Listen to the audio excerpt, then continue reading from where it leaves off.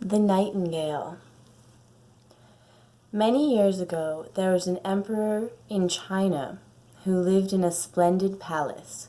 He was very proud of his palace and was greatly pleased when travelers came from all over the world to see it. These travelers wrote many books about it, but they also wrote about a nightingale which sang beautifully in the forest nearby. The emperor had never heard of the nightingale till he read about it in a book. Then he called his servants. "Why has nobody ever told me about this wonderful singing bird?" he said. "Bring it to me, and let the bird sing for me this evening."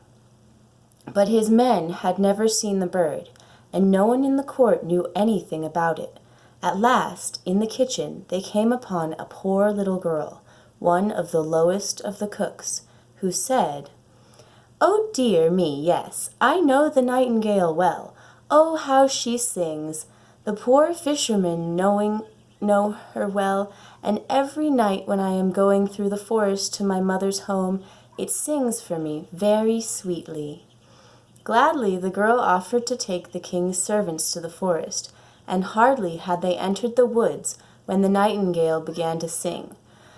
The men listened in wonder. Never before had they heard such music. "Little nightingale," the girl cried out, quite loud, "our most gracious emperor wishes so much that you sing for him."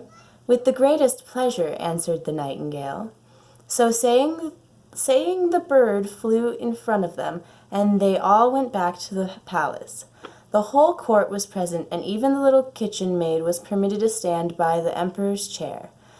Then the nightingale hopped merrily upon a golden perch and began to sing. It sang so sweetly that great tears came into the emperor's eyes. "Stay with us, little nightingale," he cried, "and you shall have everything you wish." "I will stay," said the nightingale, "but I am paid enough. I have seen tears in the emperor's eyes." So it came to pass that the nightingale had a splendid cage and was given everything that she wished. One day came a package marked "The Nightingale," and when they opened it they found a clockwork bird covered with diamonds and precious stones. When it was wound up it sang, just like the real bird. Round its neck was a ribbon on which was written, "From the Emperor of Japan to the Emperor of China." "Oh, this is splendid!" cried the ladies and gentlemen of the court. Even the emperor was delighted, and again the clockwork nightingale sang. The real nightingale stole away to the forest again, and you may imagine how glad the woodcutters and fishermen were when they heard the sweet song once more. 5 years passed away, when the whole land was thrown into deep grief by the emperor's sickness, and the doctors said he was close to death. As they leaned over the dying emperor, they heard him whisper, "Music, music, make the clockwork bird sing." But alas, something had gone wrong with the works of the clockwork bird, and no one could fix it, no one could make it sing. Then, when it seemed as if nothing could be done, there sounded the most delightful song. It was the little live nightingale. She had heard of the emperor's distress and had come to cheer him. As she sang, she felt his strength coming back, and clasping his hands together, he said, "Oh, nightingale, come back to us. I will break the clockwork bird into pieces." "No, you must not do that," said the nightingale. "The poor little make-believe bird did as well as it could, so don't punish it." "And will you come back to your cage?" asked the emperor.